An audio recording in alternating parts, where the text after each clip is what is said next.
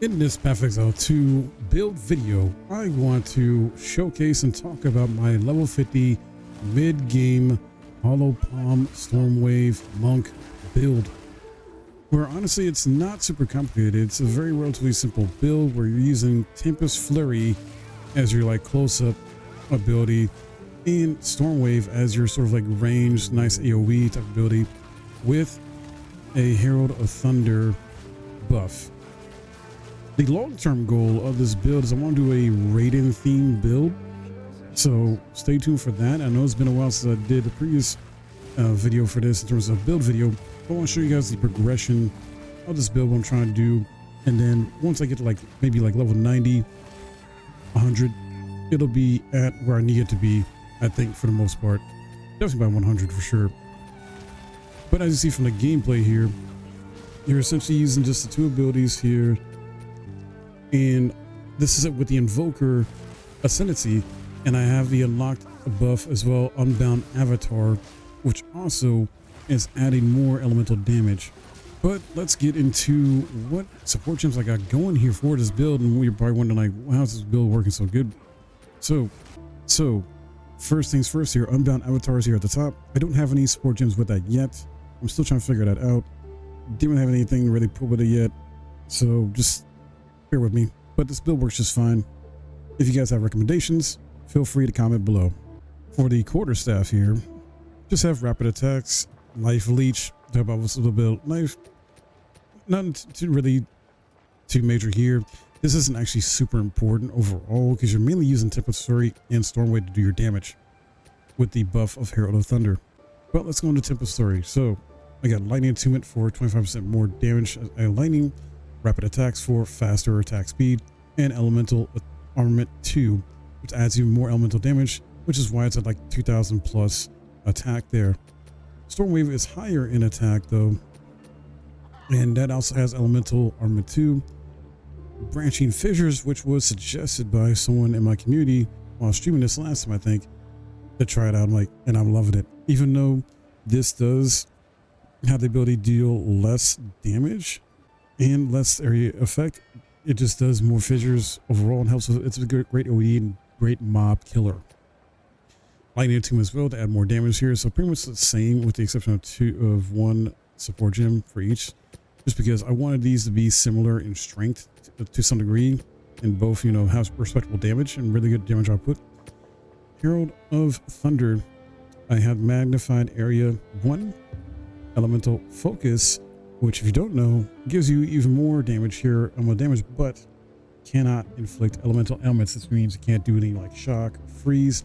And before I was trying to maybe go for like a shock build, but I'm experimenting with not doing that anymore. No elements, and just do essentially like some raw elemental damage and just do a lot with that. We'll see how this plays out. This will probably change, more than likely will change as I level up and progress and things like that. Then there's concentrate area. So this does 30% area damage. This is just for now until maybe I get something later on that maybe is better suited for this buff. We'll see how this goes. Now, some things you could add to this is like Ghost Dance to help with, like, you know, your shield regen, which honestly I'll probably will add to this build at some point, just because evasion and energy shield is so important in the combination of the two. So that, yeah, definitely gonna need to add Ghost Dance, I think, at some point with this build. Let's go into the passive skill tree. So pretty much picked up a lot of the early stuff here, as you can see, and then wanted to focus on basically like extra lightning damage, you know, a little bit of crit, skill speed, not crit, sorry, skill speed, some evasion and energy shield here, and of course recharge rate be better for energy shield. Went all in over here to the right with evasion, energy shield stuff, and material shimmering, some good stuff there. Shock chance I still have on here a little bit, but that's just for now. That'll probably change.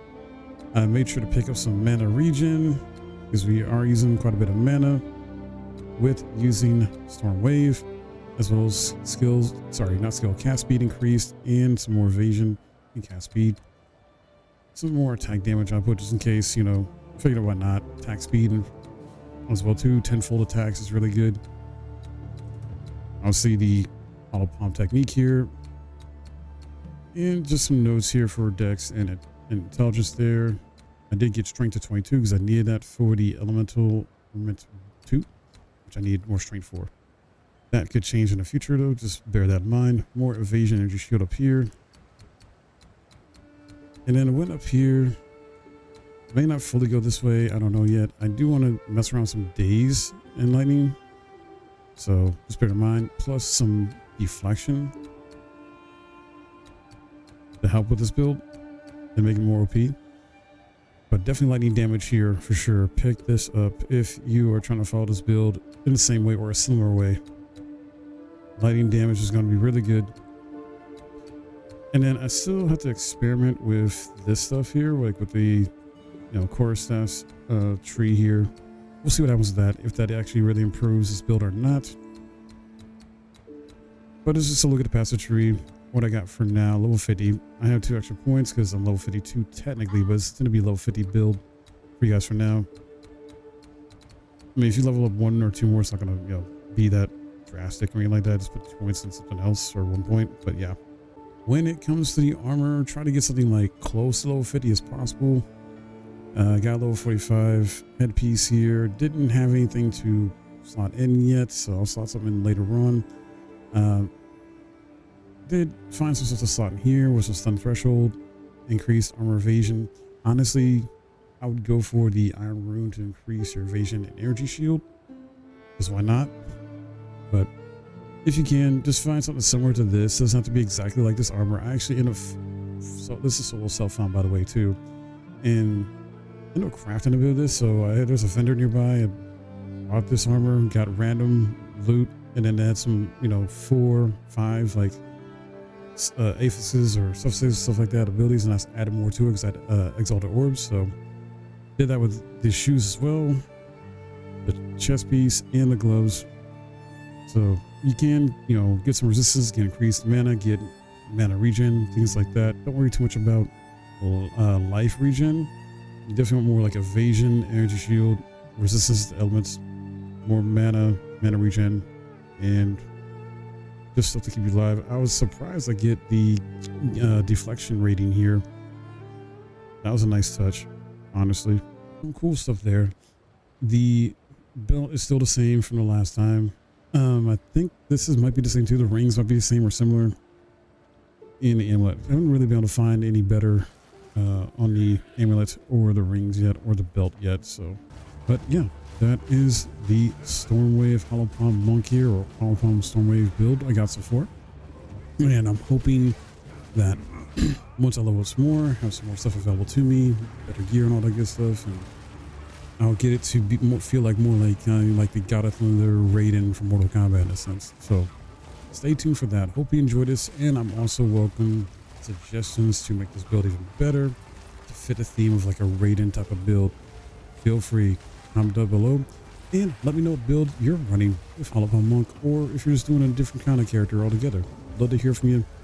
Hope you enjoyed this video. If you did, hit that like, subscribe if you're new, and I'll see you guys in the next video.